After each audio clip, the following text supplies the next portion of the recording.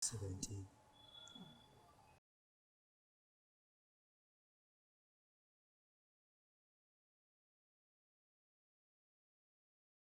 Great aptitude, great intelligence, but I learned this knowledge without integrity, without discipline, is another open grave. And so I proceed now. I pass through the first fence somehow, second fence, and I managed to pass by the UPDF detached. They were already on alert with all this blood. Right there in the front of Kasagama dormitory, in the front of that big tree, I fainted. And that was my moment to die. I had run out of blood. I couldn't see and recognize things. But it was at that moment that I remembered God. See, we always run away from God when we're going to do wickedness. When we get in trouble, we remember Him. And I cried out to God. Something happened, one of the first miracles in my life. I gained some strength and I crawled right into the dorm. And I spoke to the boys. The boys saw me, all full of blood and wounds. And they asked me, what has happened? What's this? So they were wise. I told them, I said, don't tell anyone. Just get me some water. I will be fine. Get me drinking water. They went to the tap, got some water. I drank some water. I knew that perhaps I was going maybe to die from there, or maybe somehow it was as if I was still in a bad dream. It was as if it was a dream. They went, woke up the head teacher, the deputy. They made an arrangement, working with the UPDF that was already surrounding the place. They put me on a pickup and took me to Kabarore Hospital, where I spent about a month. Carried out blood transfusion, took me into the theater, patched me up, and that's how I survived. Then from there, I eventually went to a school. I filled my senior 4 forms from a certain school. Then I went to another school to study so that I could come back to this one and do exams. I was dismissed from there, went to another school, and came back. Eventually, I did my senior 4 exams. I was the best student in that very school, and eventually got admitted into senior 5 in one of the best schools in Tungamo. When I was there, I became a chairman of the school council, and I became a speaker for the district, Tungamo district, Wunsa, and eventually in that very school, after 1 year, senior 5, I was dismissed. The head teacher realized if he dismissed me when students were still around, because I was their favorite. But I was the greatest danger to the administration. So the head teacher waited, and when everyone went home, he called me to his office and dismissed me. And what were you doing that gets you dismissed? I would still escape.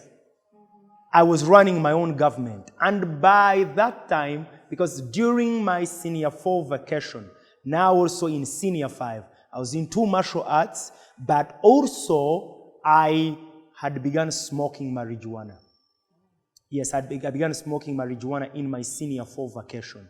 And then in my senior 5, I was high on marijuana. So I was into masturbation. I was into pornography. I would go out to look for women. I was like a rabid dog everywhere, going to every nightclub. I was on cigarettes. I was on everything. I was on everything that any young man could get hooked onto. And because it was also a single-sex school, I was also beginning to get a little bit of I was beginning to get a little bit of homosexual tendencies, beginning to get attracted somehow to like the opposite sex, to the same sex. So I was at the peak of my confusion. Peak of confusion. And I was dismissed. So when I was dismissed, my father took me to another school, Katatumba Academy in Barara. And when I reached there now, oh my God. Was an international Yes, it was an And I found guys who had been dismissed from all these major schools.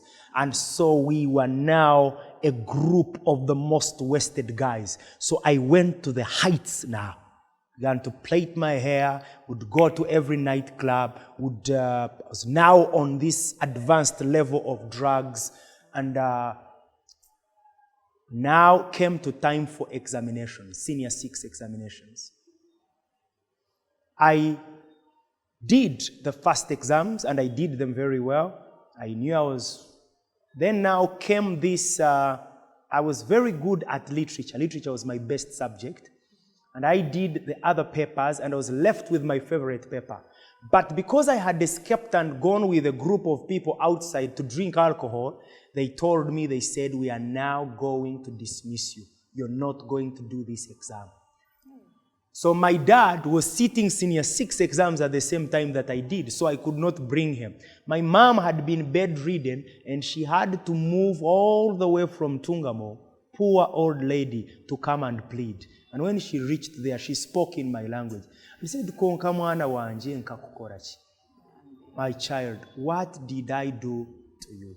I learned that a foolish son brings grief to the mother, brings grief and sorrow to the parents.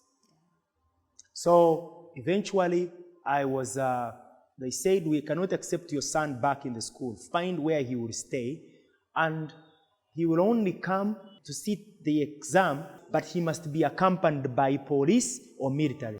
I went and told them, I said, "Let's go." They delayed. They said, "Oh, we are coming, you wait." I sat there. 5 minutes, the exam had already started. 10 minutes, the exam had started. 20 minutes, the exam had started. That's when the security personnel said, "Okay, let's go." And I reached on the examination room. At the examination room, just there, 30 minutes late.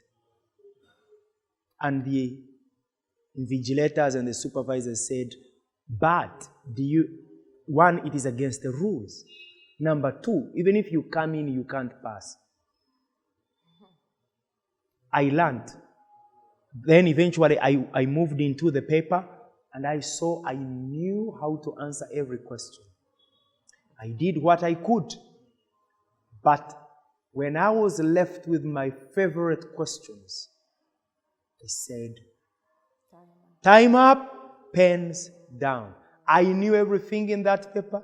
I should have been the best student perhaps in the country. But here I was, again, knowledge without integrity is an open grave. It is dangerous. And I left that paper crying. But I learned a critical lesson. And I wish I practiced the lesson. It was until much later when I began to practice that lesson. But now, after the exams, I went back home, began smuggling. I now began smuggling. I added on my bulk of habits. And Smuggling what? many things, but one of them was when, these roads, they were making that Ntungamo Rukunjiri road. And there were these huge tractors, and there were materials. Then there were these huge tractors and trucks. And so I was dealing in fuel, where we would at about 2 now come and steal fuel from these trucks and tractors. That was the business I was doing in my vacation. Results come back. I'm the best student in my school. And I was admitted to Makerere University to do law. My father sold everything. He said, "My son, I'll do everything that it takes. But I pray you change." I said, "Papa, I will change." My mother caused me to kneel down on a mat and prayed for me and cried out. My father gave me a Kaunda suit. It was an old suit, but it was the best Kaunda suit he had. He had 2 pairs of shoes, safari boots. He used to call them Marach. One had a problem on the top layer, and another one had a broken sole. He told me, "Son, these are the best shoes I have. Choose the best you want." And I said, instead of choosing the one which exposes I said, "Let me pick the one which has a broken sole." And I took the best clothes. I took the money that I could. I took everything, and Papa said, go to school, son, and study and become a lawyer. But the drama was far from over. And I come now to the University of Makerere, and when I reached there, I said, here, no parent is here to supervise me. He had given me 600,000 as part of the fees. He had given me 400,000 as my hostel and everything. And I saw myself a very rich man. It was the second time I think I was coming to Kampala City. And I said, okay, wow. And I began to go to the nightclubs around. I began to go to all these places around. And I found a clique of guys in my first year who would happen every Friday night. And we would go together and happen Club 5 and drink the beers. And by the time I realized I had finished my upkeep and I was now encroaching slowly by slowly on my school fees. And by the time I realized I had eaten all the money, I would buy prostitutes from Wandegea, I would buy prostitutes from around, and I had finished almost all the money except for 25,000 shillings. So when I saw myself with 25,000 shillings, I said, what can I do with this 25,000 shillings? I've already eaten all the money. I know the situation that was at home. I can't go back. So I went and bought a toy pistol from a supermarket in Ntinda. Of all things? Of all things, I said now phones were beginning to come in. They were the Siemens, the Motorola, they were beginning to trend. So I said, if I can steal mobile phones, then I will survive. And so I began to steal mobile phones. I stole several mobile phones from girls using the toy pistol and a knife. I would be having a knife. Stole several. And after stealing several, the thing was I would sell so that I could get fees. But the more I stole, the more I realized I was far from getting money for fees. Fees is like tithe. You eat it, but you never replace it. And so I forged. What you would get, you would again drink it. Yes, I would get, then I would keep, but then I would realize I'm not going beyond like 100,000 shillings. And yet I needed 600,000 shillings. And so what happened, I said, let me steal more mobile phones. And I remember near a boys' hall in Makerere called Lumumba, I stole a mobile phone from a girl. Met her. I said, you, stop there. I brandished this toy pistol. I said, wait, bring this thing. She brought the thing. I said, if you make noise, I'll shoot you. She said, okay. I said, you got the rules? She said, yes. I said, you make noise, I shoot you. She said, yes. She moved ahead, and I think she was traumatized. And a few meters away, she sounded an alarm. And guess what? All the boys from Lumumba and the neighborhood came chasing the thief. I had learned a few tricks from thieves because we had ever robbed a petrol station. We had ever stolen money from... And I stole that one with my brother because I was also trying to pay fees in Senior 5, which I had eaten. The one of the petrol station? Yes, the one of the petrol station. And my brother is the one who had the money, but he escaped with the money. He never gave me.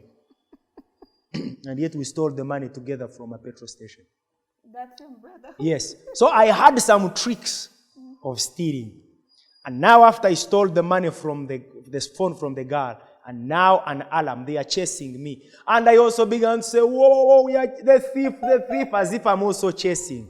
Then while I was about to get into the road, you see, when you're coming from the University of Makerere, you pass through before they now put a wall. As you're going to Nakulabia near the sports field, there was a way going to Nakulabia. That's the one I was following. So, and as I was running, just about to get into the road, I saw armed men. I threw the pistol, but I had a knife deep on the inside. And when they saw me, I said, we are chasing the thief. They looked at me and they grabbed me and they knew I was the thief. They said, where are you going? Those were the days of Operation Wembly. It was an operation commanded by Brigadier Kayanja. The instructions in order to rid the city of Kampala from theft were shoot thieves and kill them. And these guys grabbed me. What they did not do to me, they pounced on me. They stepped on me. I remembered that in NYAKASULA, when I was about to die, I cried to God, and God saved me. This was the second time I cried out to God. For all the time they had me down and they were pounding me, I was crying to God. Within, a miracle happened. Within about an hour and a half, these guys all of a sudden stopped beating me. They asked me, I told them, I said, guys, the truth is I'm a first-year student. I came here, I delved into foolishness. I have finished all the fees. Now I'm stealing mobile phones.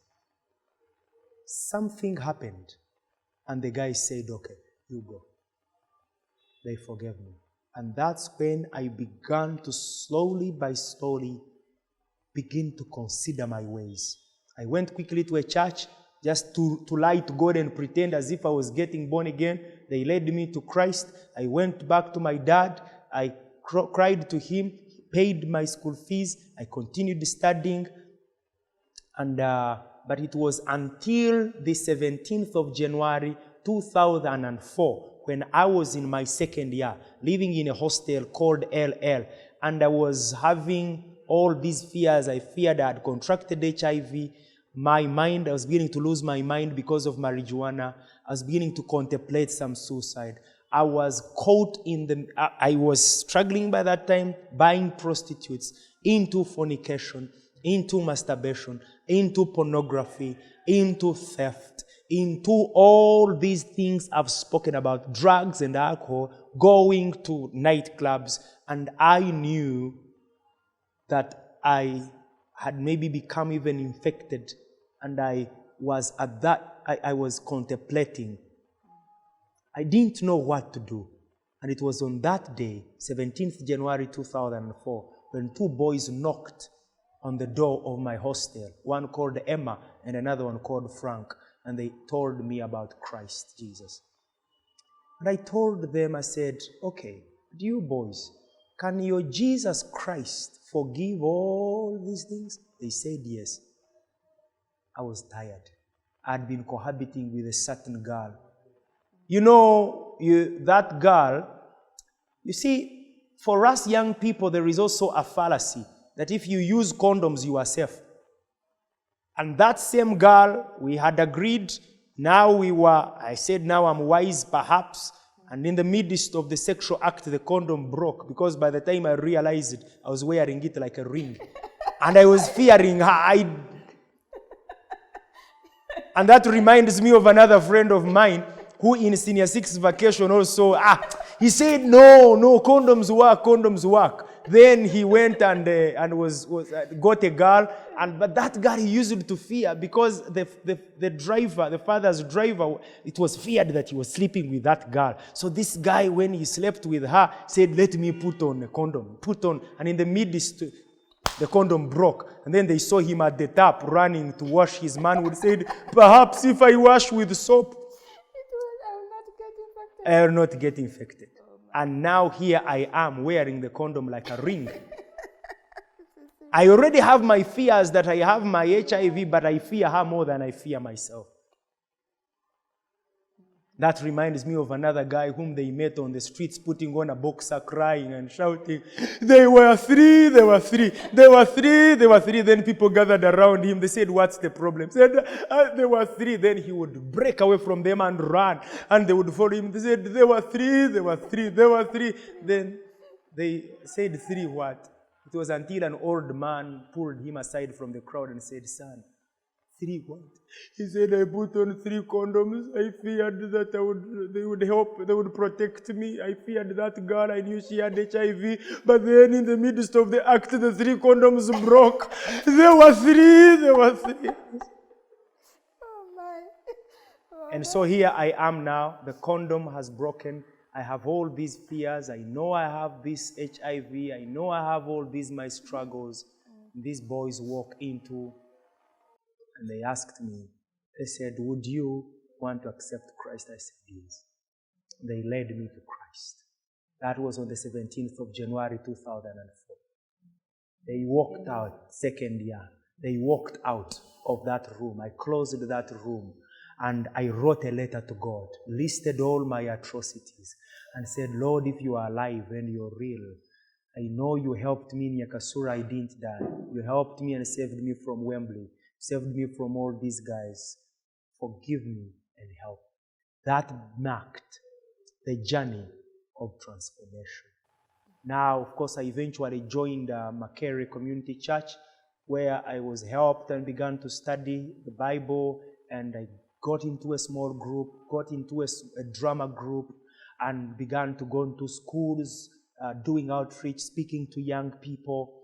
And around that same time, I realized that most of these things I had been struggling with were more than habits. They had a spiritual connotation to them. And so I joined the deliverance class and I began to get helped. While psychologically I was being helped, I was also being helped spiritually. I realized in breaking free from addictions that there are always three aspects to every addiction. Number one, there is the emotional or the solical part of it, the psychological. I'll call it the psychological aspect, where your mind is so tuned and so wired that it can't function without it. But there is also the second aspect, which is the physical. The body is so used to it that it cannot function properly. But there is always a spiritual element. So even when I received counseling, even when I moved away from all these things, I still needed to dig the roots of all these addictions. And I joined the deliverance class under a certain pastor called Pastor Isaac Mukisa. They began to pray for me. As they would pray for me, I would shake. They would shake because my hands were so used to masturbation. I would shake and I would feel like my body is paralyzed. And they taught me how to pray. And it took me time of prayer. Took me fasting, it took me devotion to give myself fully for me to be delivered from the drugs. Even when physically I got delivered, I would dream about these things. So spiritually, there were still attachments and bondages. And it took time for me to fully get delivered. So the journey began in 2004. And the more I got delivered, the much better I became. The more I got into Bible studies and began to read and joined the drama group and began to go into schools sharing my story. By now, from 2004 until now, I've shared my story with more than 300,000 young people with thousands of decisions made for Christ. And so around 2009, after I had been through a process of being instructed, of being taught, of being delivered, of being helped, in 2009 I became a minister in Makerere Community Church. Eventually, I was ordained a pastor in that very church, and I became a fully functional minister, and I eventually graduated from the university with a bachelor's of laws. And in 2010, I wedded, and we've been married now for 12 years, and we have 3 children, Elijah, who is 8, and Enoch, who is 5 years, and the baby Elaine, who is 3 years. Being married, I have the most happy marriage. I think the greatest marriage. My marriage is very, very happy. I have not gone back into any of those things. I am a faithful husband. I think I am a wonderful father. And now the Lord has entrusted me with a ministry which I lead, and I still do school outreaches. I am an author. I've written several books and working also on several other books. And I believe that God has called me to reach out to a generation, to speak to young people that were following the dark path that ends into destruction, and to say, don't go my way. Now, people may hear my story and say, but perhaps every one of us, if we follow in your footsteps, will end up your way and end up getting saved and getting married. But let me share with you that one of the men that I used to smoke drugs with, I recently went back to my hometown and I found a man putting on 2 slippers. The left was not resembling the right one. he was putting on a dress. He had hair. He has actually a bald head, and the other part of the hair was all disorganized. And he was moving around in the town, and he was mad. I used to smoke. He would smoke the same stick of marijuana. I would also smoke from the same stick. But now he is mad. And I recently heard that he was trying to cross a road. A car knocked him, and now he crawls. He's mad and crawls down. He's one of those that I was smoking with. Another one that I used to do the same things. He stole a cow, and he was arrested. And eventually he died. He committed suicide. I had never attended the funeral of a man where they put a black cover on a coffin, and there was no priest that was there to preside over his funeral. He committed suicide. That was one of the guys called Mujizi. We used to drink from the same straw, and we used to do the same things. I have another friend of mine. We used to, after I sold my mattress in NYAKASULA, we used to sleep on the same mattress. We shared life together. When I eventually got transformed, I had not unfortunately shared my story with him. He was knocked by a car while drunk, trying to cross a road. I have some other friends. Some of them are languishing in prison. One of them raped an old woman. Another one killed a man, and they are all in prison. Another one cut himself and slew his throat and died. I have several of them. They never lived to see the day of their transformation. So if any of you is been walking in the unwholesome path like I was walking, don't wait for tomorrow. The day for transformation is now. The day for change is now. The day to accept Christ Jesus is now. I only lived. The Lord just allowed me to escape and to come and say the unwholesome path can lead to destruction. Many of my friends that died are witnesses to the fact that there is a way that seems right to a man, but the end is destruction. But for you that has been contemplating stepping on the unwholesome path, I say, please don't start. Because when you start, it is hard to stop. When I started early at about the age of 12, 13, 14, like to break free from the habit of masturbation took me about 12 years. All these things I started knowing there were small little things. They bound me, and I remained their prisoner until after so many years. Unfortunately, many die before they break free. So the best advice I can give is don't start. But I would also say the second level of advice, if you have started, don't go an extra day. The day to stop is now. And if you are waxed into it and helmed into it, my story is just, it gives you hope to know that God can help any man, can rescue any man, but the day for transformation is now. So I would recommend, it begins with Christ.